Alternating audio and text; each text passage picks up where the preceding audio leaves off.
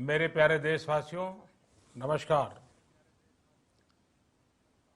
Corona के खिलाफ लड़ाई में जनता कर्फ्यू से लेकर आज तक हम सभी भारतवासियों ने बहुत लंबा सफर तय किया है।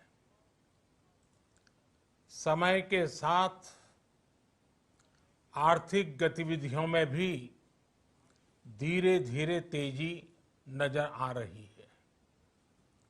हम में से अधिकांश लोग अपनी जिम्मेदारियों को निभाने के लिए फिर से जीवन को गति देने के लिए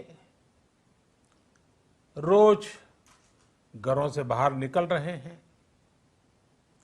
त्योहारों के इस मौसम में बाजारों में भी रौनक धीरे धीरे लौट रही है, लेकिन हमें ये भूलना नहीं है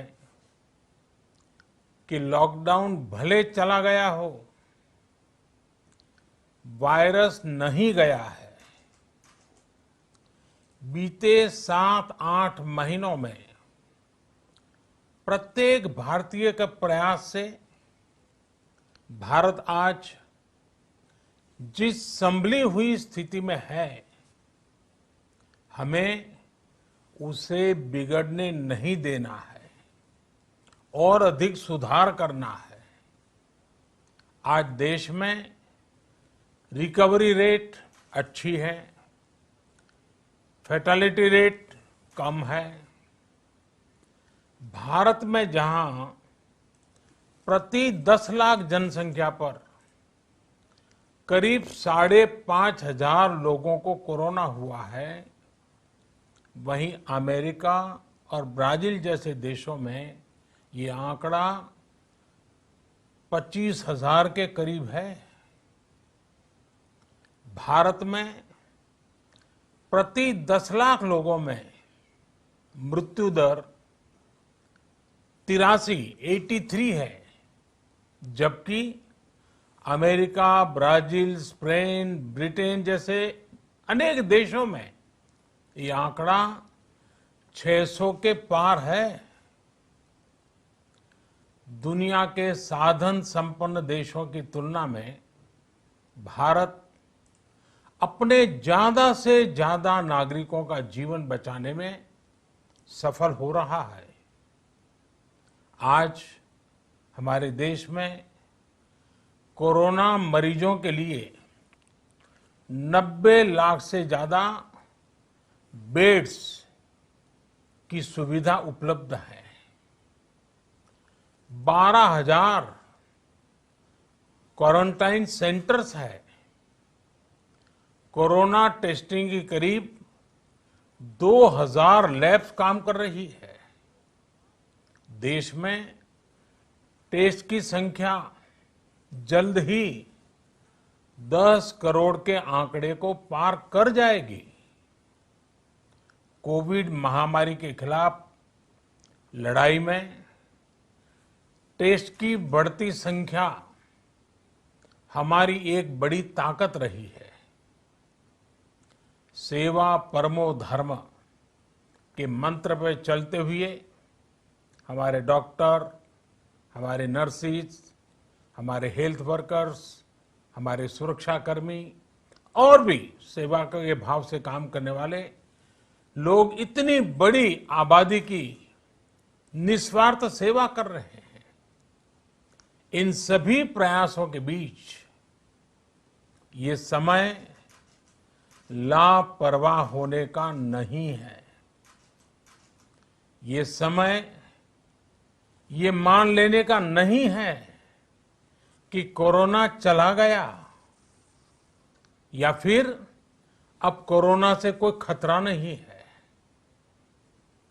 हाल के दिनों में हम सब ने बहुत सी तस्वीरें, वीडियो देखे हैं जिनमें साफ दिखता है कि कई लोगों ने अब सावधानी बरतना या तो बंद कर दिया है या बहुत ढिलाई ले आए हैं।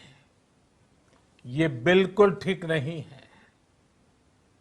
अगर आप लापरवाही बरत रहे हैं, बिना मास्क के बाहर निकल रहे हैं, तो आप अपने आप को, अपने परिवार को, अपने परिवार के बच्चों को, बुजुर्गों को उतने ही बड़े संकट में डाल रहे हैं। आप ध्यान रखिए, आज अमेरिका हो या फिर यूरोप के दूसरे देश, इन देशों में कोरोना के मामले कम हो रहे थे, लेकिन अचानक से फिर से बढ़ने लगे हैं और चिंताजनक वृद्धि हो रही है। साथियों, संत कबीरदास जी ने कहा है, पक्की खेती देखी के, पक्की खेती देखी के गर्व किया किसान, अजहू जोला बहुत है, अजहू जोला बहुत है, घर आवे तब जान। अर्थात कई बार हम पकी हुई फसल देखकर ही अति आत्मविश्वास से भर जाते हैं कि अब तो काम हो गया, लेकिन जब तक फसल घर न आ जाए तब तक काम पूरा नहीं मानना चाहिए। यही कबीरदास जी कह के गए हैं। यानी जब तक सफलता पूरी न मिल जाए, लापरवाही नहीं करनी चाहिए। साथियों, जब तक इस महामारी की वैक्सीन नहीं आ जाती, हमें कोरोना से अपनी लड़ाई को रत्ती भर भी कमजोर नहीं पड़ने देना है। बरसों बाद हम ऐसा होता देख रहे हैं कि मानवता को बचाने के लिए युद्ध स्तर पर पूरी दुनिया में काम हो रहा है। अनेक देश इसके लिए काम कर रहे हैं। हमारे देश के वैज्ञानिक भी वैक्सीन के लिए जी जान से जुटे हैं। भारत में अभी कोरोना की कई वैक्सीन पर काम चल रहा है। इनमें कुछ एडवांस स्टेज पर है, आशास्पद स्थिति दिखती है।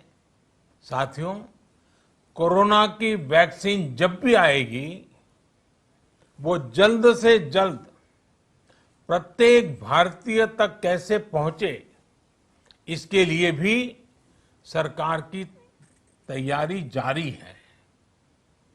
एक एक नागरिक तक वैक्सीन पहुंचे, इसके लिए तेजी से काम हो रहा है।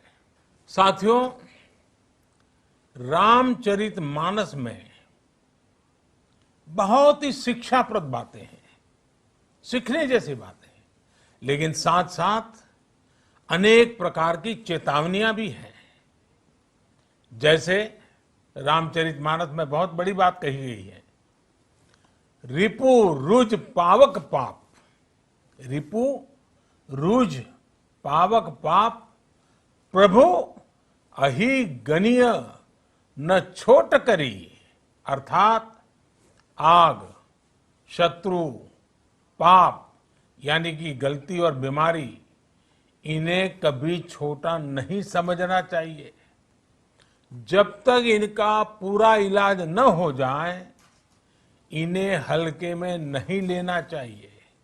इसलिए याद रखिए, जब तक दवाई नहीं, तब तक ढिलाई नहीं।